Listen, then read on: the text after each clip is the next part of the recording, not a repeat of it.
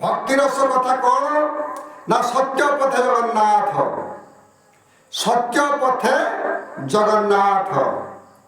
जगन्नाथ महाप्रभु सदा सर्वदा सत्यता को विश्वास करती, सत्यता को समस्त आगे बखाणती। तेणु से एकमात्र सत्यता ग्रहण करी आमे यदि सब जगह सब कर्म करती सफलता निश्चित पाइबा। आमे आज पर कथा को शुणी पर कथा को आलोचना करी निज कथा को भूली जाइछन्ति। ये संसार में प्रथम देवता होती बापा माँ जानी। प्रत्येक दिन आम से बापा माँ कथा आलोचना कर। तेणुक भगवान कथा कौन ना तुम्हें भी निजे दिने पंडित हो पार। जदि जड़े जदि खंट रत्नाकर से जदि जड़े ऋषि हो पारे, सी जड़े लेखक हो पारे, ये समस्त पाखे ज्ञान अच्छे समस्त जड़े जड़े ज्ञानी भी हो पारे ना। केमिति महाप्रभु उदाहरण देले। महाप्रभु कहले खंड रत्नाकर कौन थिला,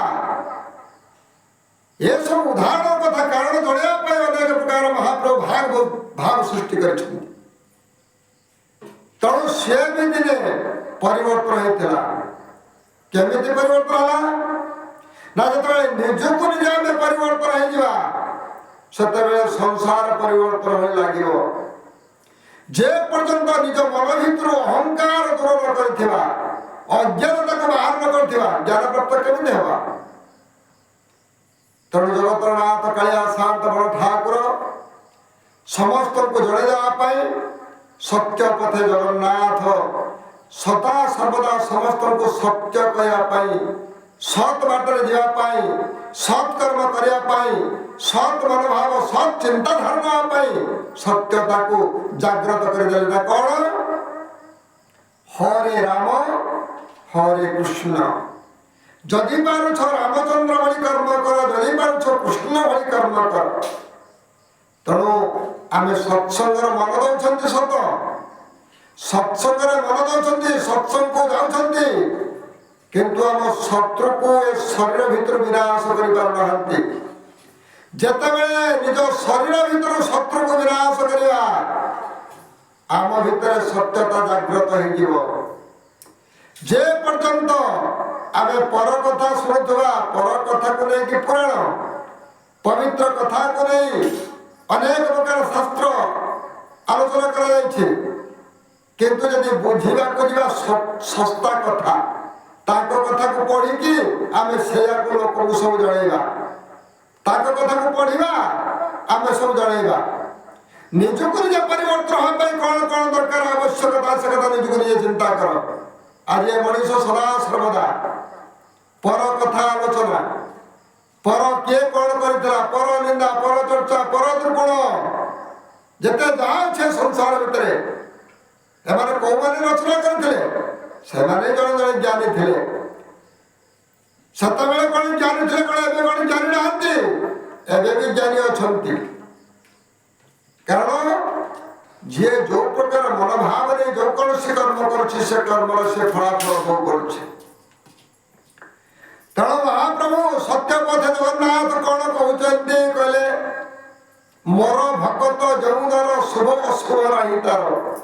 जे मोर भक्त जे मोर सेवक मुझे जनईदेवी थरे निजे परीक्षा करवा। आमे थरे परीक्षा करवा राति पाइलानी बोलिकी केमिति जानिबा। सूर्य आज अंधकार भीतर रही मेघछन्न होती सूर्य देखा राति पाइला बोली केमिति जानिबा। काऊ काऊ एरिया ना काऊ सब कुआड़ दूर को पड़े सी क्या गुण हंती आमे राति पाइलानी केमिति जानिबा ना। जो फूल गछ लगे खाती से फूल गछ जड़े दिए राति पाइलानी बोली। गोटे फूल गछर देखिए जितेबाला सूर्य उदय हुए से फूलटी फुटिया चेष्टा करे, खुली जाए। से फूलटी अति सुंदर भाव पूरा फुटी जाए। धीरे धीरे धीरे धीरे राति पाइलानी बोली फूल गछटी जड़े दिए। प्रत्येक फूल गछ ଜଣେଇ ଦିଏ। କାରଣ ଫୁଲ ଭିତରେ ସେ ପବିତ୍ରତା ଅଛି। ସଦା ସର୍ବଦା ଫୁଲ କେବେ କହେ ନାହିଁ ମୁଁ ଆଜି ଫୁଟିବି ନାହିଁ। ମଣିଷ ଭିତରେ କିଏ କହେ ନା ମୁଁ ଏବେ ଉଠିବିନି, 8ଟା ବେଳେ ଉଠିବି, କଣ ଠାକୁର ପୂଜା କରିବେ, ମୋର ଘର ଠାକୁର ଅଛନ୍ତି, ମୁଁ ତ ଠାକୁର ପୂଜା କରିବି। ଖାଇବା ପିଇବା ତ ହେଉଛି ଗୋଟେ ଆନନ୍ଦ କଥା, ଆଉ କଣ। କିନ୍ତୁ ଫୁଲ ଗଛଟି ତା କର୍ମ ସେ କରି ଚାଲେ। ଏ ମଣିଷ ଫୁଲ ଗଛକୁ ସୁଦ୍ଧା ଅନୁସରଣ କରେ ନାହିଁ। ରାତି ପାଇଲା ବୋଲି ଫୁଲ ଗଛଟି ଜଣେଇ ଦିଏ ନା, ଜାଣିଲେ ଜିଣିବା। ଏ ହଉଛି ଭକ୍ତି ରସ କଥା। ଜାଣିଲେ ଜିଣିବା। ଜାଣିବା ପାଇଁ କଣ କଣ ଦରକାର ନା, ଆମେ ସେଭଳି କର୍ମ କରିବା ଦରକାର। ଆମେ ଯଦି ନିଜେ ଜାଣିବା ସମସ୍ତଙ୍କୁ ଜଣାଇଦେବା। ତେଣୁ ଆଜି ପର କଥାକୁ ଆମେ ଯୋଉ ଆଲୋଚନା କରୁଛନ୍ତି, ପୁରାଣ କଥାକୁ ଆଲୋଚନା କରୁଛନ୍ତି, ପୁରାଣରେ କଣ ଲେଖା ହେଇଛି, କଣ ଉଦାହରଣ ଦିଆଯାଇଛି, ଆଜି ମଣିଷ କଣ କର୍ମ କରୁଛି।